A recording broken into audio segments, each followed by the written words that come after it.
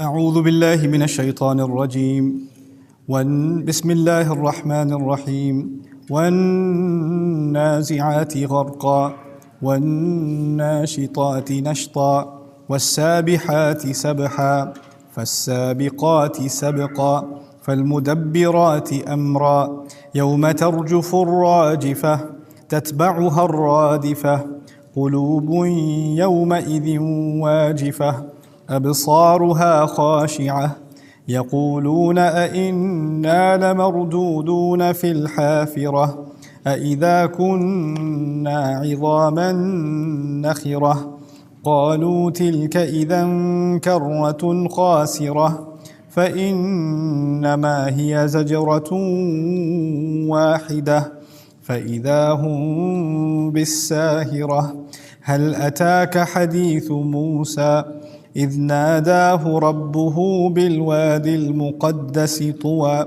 اذهب إلى فرعون إنه طغى فقل هل لك إلى أن تزكى وأهديك إلى ربك فتخشى فأراه الآية الكبرى فكذب وعصى ثم أدبر يسعى فحشر فنادى فقال أنا ربكم الأعلى فأخذه الله نكال الآخرة والأولى إن في ذلك لعبرة لمن يخشى رب اشرح لي صدري ويسر لي أمري واحلل عقدة من لساني يفقه قولي فالحمد لله رب العالمين والصلاة والسلام على سيد الأنبياء والمرسلين وعلى آله وصحبه ومن استنى بسنته إلى يوم الدين اللهم اجعلنا منهم ومن الذين آمنوا وعملوا الصالحات وتواصوا بالحق وتواصوا بالصبر آمين يا رب العالمين ثم أما بعد everyone السلام عليكم ورحمة الله تعالى وبركاته.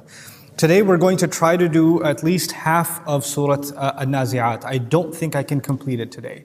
And that's okay. I'm not in a rush to finish the material. I'd rather just take my time and cover as much as we can absorb, inshallah ta'ala. So hopefully about half of the surah shall be covered today, and we'll try to do the other half tomorrow.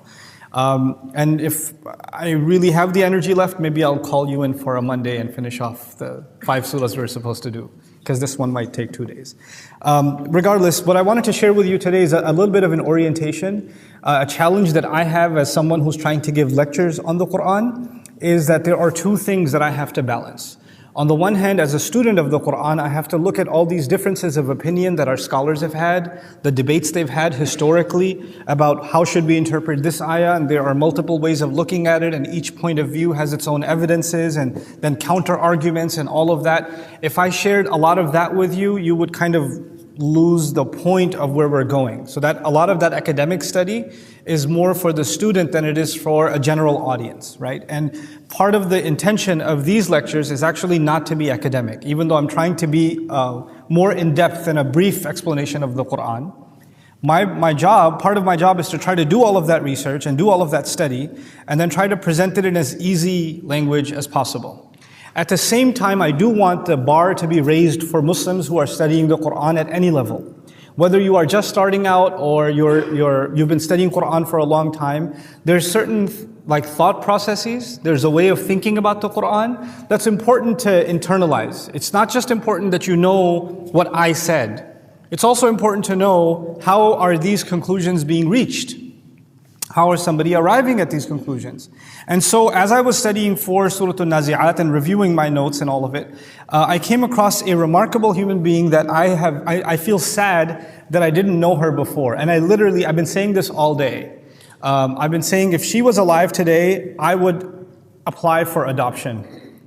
And I would ask her to adopt me. And if she didn't accept, I'd just sit outside her window all day and say, I ain't going anywhere, I need to sit with you. And that's Bint Shati, rahimahullah. This is a remarkable scholar from Egypt. She was a literary and she wrote on the Quran. She didn't finish a commentary on the Quran, but she wrote on several surahs. And whatever she's written is absolutely incredible. She's not nearly as known as she should be. What an incredible contribution to the Quran. Literally, I may have studied 30 tafsir of Surah An-Nazi'at, and I read her 43-page commentary, and I was like, I have never read anything. This is it. It's that beautiful. So what I've decided to do today, first of all, we make dua for her. She's passed away, rahimahullah. And second of all, I'd like to take actually the lecture that I'm going to give to you today and base much of it on her work. Because I see it as that comprehensive and that encompassing. So today I begin with, a complication in the Quran, in the study of the Quran at least, which is in the Makki surahs, sometimes Allah takes an oath. He says, وَالْعَصْرِ وَالْفَجْرِ وَاللَّيْلِ وَالشَّمْسِ وَالْقَمَرِ, right? So this surah begins, وَالنَّازِعَاتِ غَرْقًا. That's how this surah begins, which are oaths in the Quran. Allah swears by a number of objects or a number of things. And a lot of interpretation exists, a lot of opinions exist about what this could mean, what these oaths could mean. There's a variety of opinions. And I'm going to open up my mushaf alongside my notes so I can read this to you, and I can also help you, give you an overview, because you can't study this surah, or at least some of these Makkan surahs, you can't study them ayah by ayah. You literally have to go passage by passage. And once you get a picture of an entire passage, then you go ayah by ayah back. And then you go to the next passage, get an overview, and then go ayah by ayah again. That's a systematic approach to study, especially these shorter surahs where the ayat are very, very short, and you won't understand the sense of them until you connect them to what's coming ahead of them. So today, when Allah says, وَالنَّازِعَاتِ غَرْقًا وَالنَّاشِطَاتِ نَشْطًا وَالسَّابِحَاتِ سَبْحًا فَالسَّابِقَاتِ سَبْقًا فَالْمُدَبِّرَاتِ أَمْرًا. These 5 ayat are one passage. And let me briefly translate for you, and I will purposely make my translation confusing or ambiguous so you appreciate what the complication is. Allah says, I swear by those that pull as they drown. They pull as they drown. Nazi'ati gharqa. وَالنَّاشِطَاتِ نَشْطًا. And I swear by those that release completely let loose. وَالسَّابِحَاتِ سَبْحًا. And I swear by those that swim smoothly, or swim rapidly, you could even say. فَالسَّابِقَاتِ سَبْقًا. Then those that march forward and get ahead.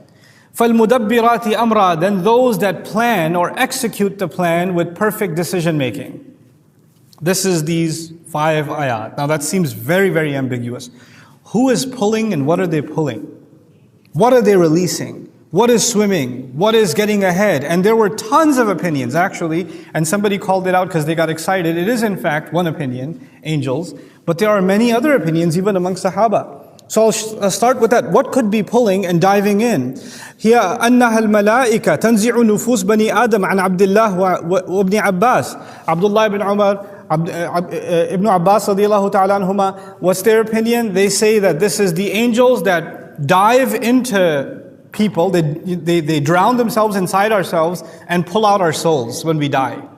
That's what it's referring to. And so if you interpret it that way, the rest of the 5 ayat are going to be based on this conclusion. Right? So then they're going to say, well, they dive in and they yank the soul out of the sinner. Because when the sinner's soul is pulled out, it's like pulling wool, or like a piece of wool out of thorns. Like it tears as it pulls out. So that's that excruciating experience of the body, the soul being pulled out of the body. As opposed to وَالنَّاشِطَاتِ نَشْطًا. Nasht means movement with smoothness and ease, bisuhula. And so it means that the believer's soul is taken out smoothly, like water pouring out of a jug.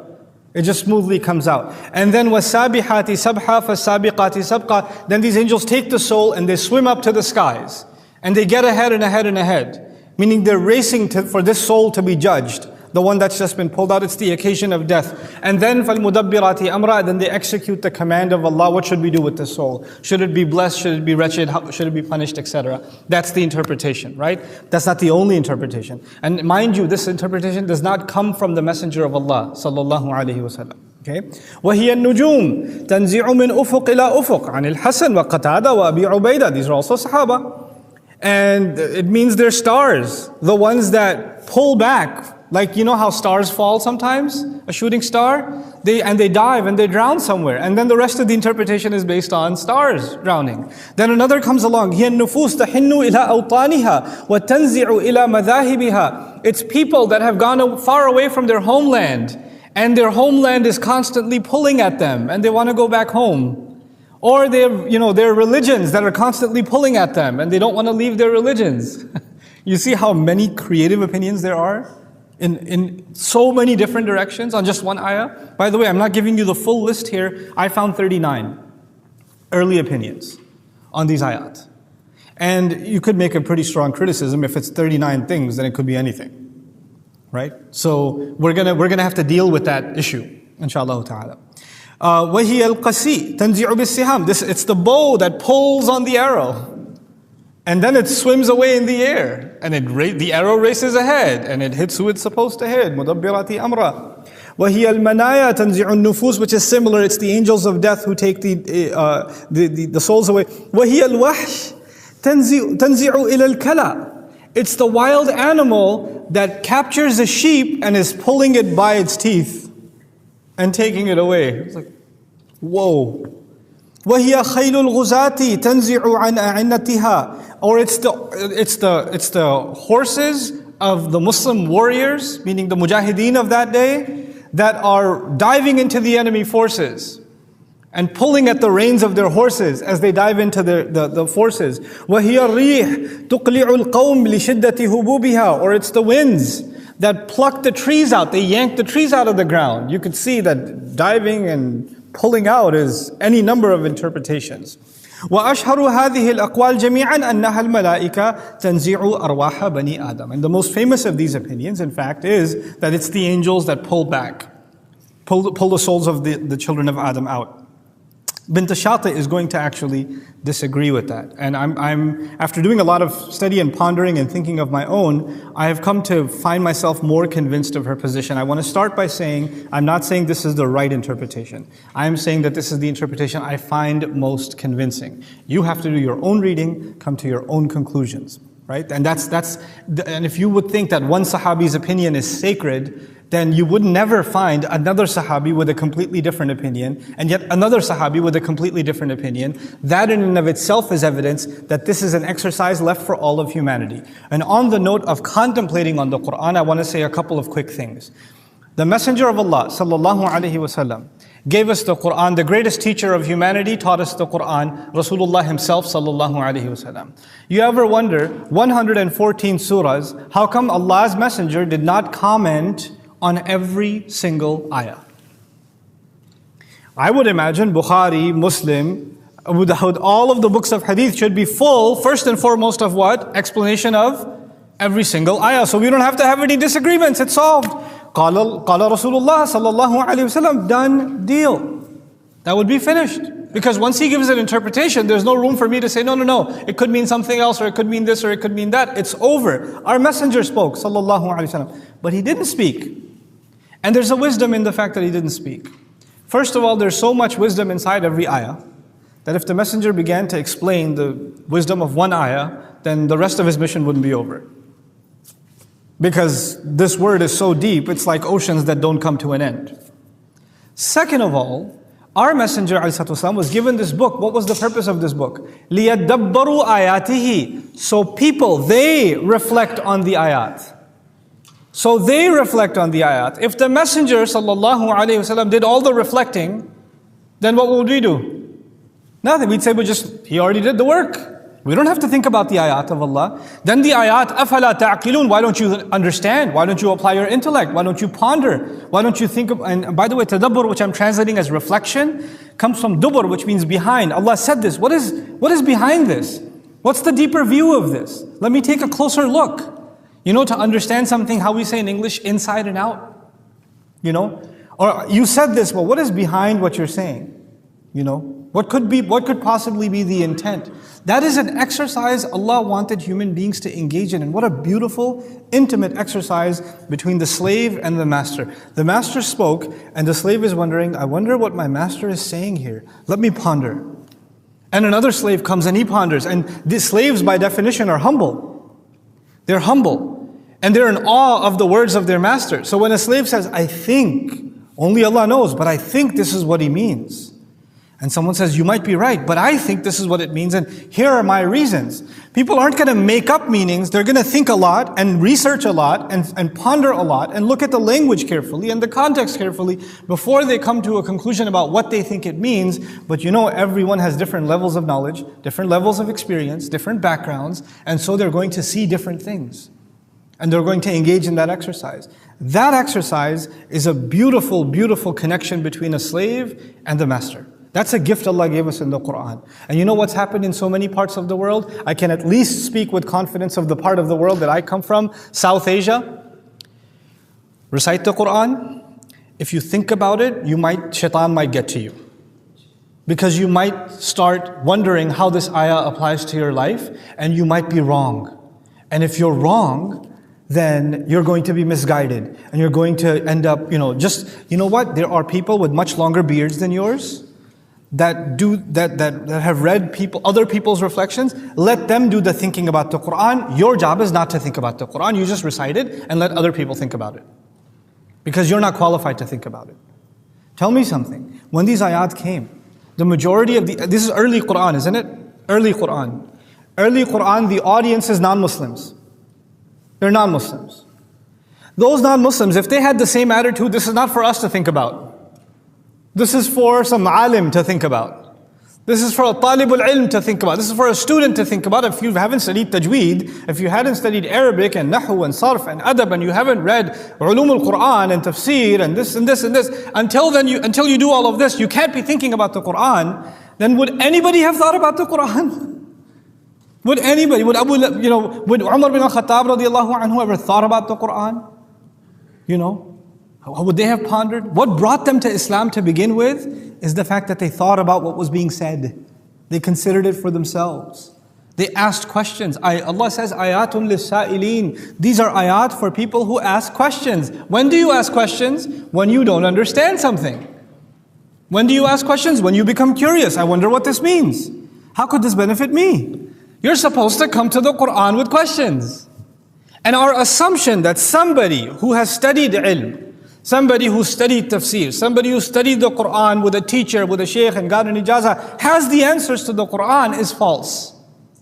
All humanity, if all of our minds were put together to study the word of Allah, we would only get drops out of this endless ocean. We have to be humble to the word of Allah. So while you might think what I'm saying is being arrogant with the book of Allah, I'm actually saying that is humility with the book of Allah. Nothing supersedes the word of Allah. No one attempt of any one human being. The only interpretation we will say, we sami'na wa ata'na, and there's no qawl after it, is the word of the Messenger sallallahu alaihi wasallam, and that's it. Other than that, it's our genuine, sincere exercise. Ya Allah, what are you saying? This is why we have a profoundly diverse history of tafsir. This is why there are so many interpretations of the Quran. Because people made genuine exercises. And of course there's criticism between them. Of course there are debates between them. And that will continue. By the way, this is the nature of knowledge itself. That's the last side comment. The nature of knowledge itself. Scientific knowledge, historical knowledge, the knowledge of any field. If you're in medical school, if you're studying engineering, if you're studying programming, what programming was 30 years ago is not what it is now. People came along, critiqued, refined, revisited, enhanced, and they furthered that knowledge. Same thing with biology, same thing with medicine, same thing with architecture, same thing in every single field. Human beings don't say, well, this was already studied, we don't have to revisit it. They go back, ponder over it again, they look at it again carefully, and they discover more, and then they discover more. And this is the study of the ayat. Creation is also called ayat, revelation is also called ayat. The formula by which Allah furthers knowledge in humanity is not different between revelation and creation. It's the exercise of pondering and asking questions. So may Allah Azza wa Jal make us sincere students. I don't want this to be, well, I read this ayah and I feel like it says this. It's not just about our feelings. It is a genuine inquiry. But most importantly, if the attitude is correct, this is the word of my master, I will come to it with humility, but I will think about what Allah says. I don't want to bend the word of Allah to what I want it to mean. I want to bend myself to what I find most convincing. This is the nature of our relationship with Allah's book. May Allah Azza wa Jal, grant us sincerity in our journey to Allah's book. So she says, rahimahullah, نحن أكثر اطمئنانا إلى تفسير النازعات بالخيل المغيرة دون تحديد لها بخير الغزاة كما قال الزمخشري وغيره من المفسرين. She says, what I find most convincing about these ayat, the ones that pull as they dive, that's what she's talking about. She says, what I find the most convincing is this is talking about horses that are being ridden by raiders, by looters, by bandits. Back in the Arab times, One village, one town gets raided by another town in the middle of the night. That's what happens. And they get robbed. And how do you don't rob somebody on a camel. You don't do that. That's like robbing somebody with a shopping cart, like, that's not going to work. You don't rob somebody with a donkey. You rob somebody with horses. You'll come and you raid quickly, you raid their camp quickly, and you get out of there in the dark of night. That's what you have to do. She says, no. She says, I'm strongly inclined to believe this is talking about raiders that are robbing a village or raiding a town.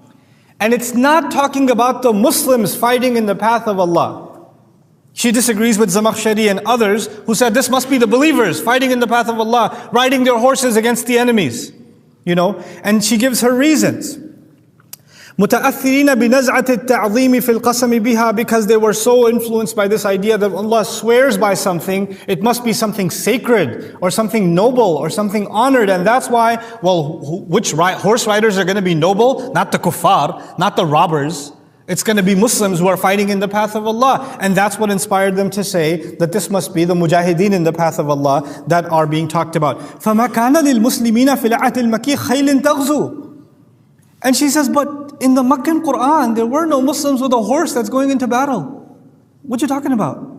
When these ayat were first heard, nobody even knew that Muslims are going to go into battle. No Muslim was thinking, I'm going to be riding on a horse going in. All the Quran was saying was, be patient, make da'wah, be patient, make da'wah. The Quran was not saying, just give it 7-8 years, you'll be on a horse, watch. That's not what it was saying. So she's like, this doesn't even occur to anybody who was at that time. وَلَكَانَ هُنَاكَ دَارُ سَلَامٍ وَدَارُ حَرْبٍ يَخْرُجُ الْغُزَاةُ مِنْهَا وَإِلَيْهَا.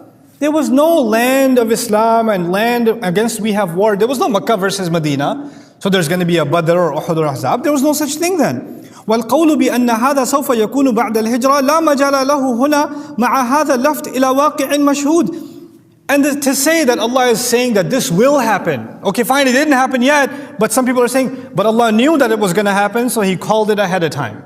And so He's saying that this is referring to something that will happen in the future. She says that doesn't make any sense because the Makki Quran is not about making vague, extrapolations about the future, which mean nothing to the people in front of it. It's giving da'wah to them to the truth. And it calls on something from their experience. Yesterday when I was explaining to you, doesn't Allah call on you to observe the sun, the star, the sun, the mountain, the earth, things you see around you? So she says, when Allah makes an argument like this, it necessarily is biwaqi'in mashhud, something people have seen, something people have experienced. Like a good teacher gives you an example you can relate to? That's what Allah is doing. He's giving an example that the entire audience that's sitting there listening should be able to relate to. That's the point that she's making. وَتَوْطِئَةٍ لِلْإِقْنَاعِ بِغَيْبٍ يُمَارُونَ فِيهِ. And would the Quran really talk about something so unseen that anybody who hears it, even the Muslims, will be confused? I wonder what that means. وَقَدْ لَفَتَ الْقُرْآنِ فِي سُورَةِ الْعَادِيَاتِ إِلَى الْخَيْدِ عَادِيَاتِ ضَبْحًا. And the Quran did this in other places, like وَالْعَادِيَاتِ ضَبْحًا. That's the example is coming again. Now, what she then argues is, if you were to accept this interpretation, which again I'll share with you why I'm inclined towards it, because the rest of the surah fits with that like a glove. Like there's no takalluf, there's no hardship in showing the continuity of the message of the surah if you take this route. So she says, يُوَجِّهُ الْآيَاتِ بعدها في يسر في يسر وبلا تكلف. If you were to take this interpretation, the rest of the surah becomes easy and you don't have to do any creative interpretation to understand the message of the rest of the surah. And so let's first look at how she's referring to this. This is so much fun. وَالنَّازِعَاتِ, naza' in Arabic, al-jadhab wa-shid wal-qala', to pull at something. But when you add nazi'ati gharqan, it's actually in the Arabic language, when you pull something as far as you can pull. Like an arrow that's been pulled by the bow as more, you can't pull it anymore, maximum tension. That's actually called naz'ul gharq, meaning you couldn't pull it any possibly more. That's the most you could pull it. Okay, a hard pull. So that's the meaning of naza'a, to pull. But on the other side, وَالْغَرْقُ فِي الْأَصْلِ اللُّغَوِي بِمَعْنَى الرُّسُوبِ فِي الْمَاءِ. Originally, gharq actually means drowning into the water. وَيُسْتَعْمَلُ مَجَازًا فِي إِغْرَاقِ الْبَلَاءِ وَالنِّعْمَةِ. And it's also used figuratively when somebody is drowning in goodness or drowning in trouble. Like we use nowadays, man, I'm drowning. Or people say, man, that guy's swimming in money. Or he's drowning in money. Don't we say that? It's the same actual expression figuratively in the Arabic language. كما يقال أغرق النازع في القوس استوفى مدها. And that extreme is also used. The archer has drowned the arrow into the bow. Literally, drowned the arrow means the bow is almost, the arrow is entirely inside of the bow. It couldn't be pulled anymore. There's some inappropriate examples too, but hey, I'm teaching Quran right now, so it's all good. امرأة تغترق نظرهم أي تشغلهم بالنظر إليها عن النظر إلى غيرها لحسنها. They say in this Arabic figure of speech, that woman drowned everybody's eyes. And what that means is when she walked in, all the men started staring at her and they forgot there's any other woman in the room. And that's how they use the drowning, meaning just completely lost in this one thing. Now, the reason I shared all of that with you. Yeah, sometimes you read things like that and you say, no, I'm studying Islam. So, غاية المد حتى ينتهي إلى الفصل. What this is referring to is there are horses, it's dark, the tribe, like they're on top of a hill. I will paint the movie scene for you. There's a sleeping village down there. And these guys are lined up over the hill and nobody should move yet, right? The horses shouldn't be moving. So what are they doing to their horses? They're pulling on their reins, because when you pull on the reins of your horse, what does the horse do? It stops, and they're holding the reins, holding the reins, holding the reins. And the horse understands that language. The moment you release the reins, what's the horse going to do? It's going to march, right? So when nazi'ati gharqa is holding the tension as much as humanly possible. And then when we go to وَالنَّاشِطَاتِ نَشْطًا وَالنَّشْطُ فِي اللُّغَةِ يُسْتَعْمَلُ أَصْلًا فِي الْعَقْدِ الَّذِي يَسْهَلُ حُلَّهُ يَسْهُلُ حَلُّهُ actually. It's nashata is used in Arabic for a knot or something that holds something together that can easily be undone. Like if you're not good at tying your shoes and they easily come undone, that's nashat actually. Or anshuta they call it also. And so the idea of something that gets released or softened. In other words, they're holding on, wait, and all of a sudden, go. And they release it. When nashitati nashta, they let it go entirely.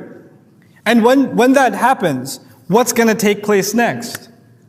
The horses are going to go downhill. They're going to go and raid. So she says about this ayah, about وَالنَّاشِطَاتِ نَشْطًا وَنُؤْثِرُ أَن نُضِيفَ إِلَيْهِ مَا يَرْبُطُهُ بِأَصْلِهِ اللُّغَوِي إِفْلَاتًا مِنْ عِقَالٍ. Loosening up of the reins of the horse, to let it go, to unleash it. وَالسَّابِحَاتِ سَبْحًا. السَّبْحَ الْعَوْمُ وَالْأَصْلُ فِيهِ أَن يَكُونَ فِي الْمَاءِ. Sabh in Arabic actually means to swim or to float. It's used for boats, it's used for a safina, it's used for a fulk, it's used for a swimmer. And Allah says literally here, and they swim smoothly, or they swim piercing through. وَالسَّابِحَاتِ سَبْحًا. And the maf'ul mutlaq that's been added here, sabihat is enough, but وَالسَّابِحَاتِ sabhan, it's not just a hal, it's also a mutlaq. In other words, they really swim. They are piercing through the water. What this is doing is وَيُسْتَعَرُ لُغَةً لِلْخَيْلِ فَيُقَالُ لَهَا السَّوَابِحِ. This was actually figuratively used for horses. They would say sometimes the horses are swimming. The desert is the ocean of land, right? And so in the desert, the horses are what? Swimming in that ocean. And you know how the water, when a fast boat goes through it, or a shark is going through the water, and it's on the surface, what happens in the water? There's a wake in the back. It's like it's tearing through the water, isn't it? When horses are running in the desert, aren't they leaving a wake behind? Aren't they tearing through the land? They're leaving a similar effect as the ocean leaves when a speedboat goes through, or a jet ski goes through, or back in the day a shark goes through. Or a vessel, a fast vessel like a boat goes through. So وَالسَّابِحَاتِ sabha is basically describing, this is the kind of thing that you see in the seas, but these incredible animals are showing you that scene on the land. كما يجيء في القرآن لسبح النجوم في الفلك وكل في فلك يسبحون. It's also used for floating or swimming in the air, meaning flying. And that's actually similar to when we talk about how, man, that car is flying.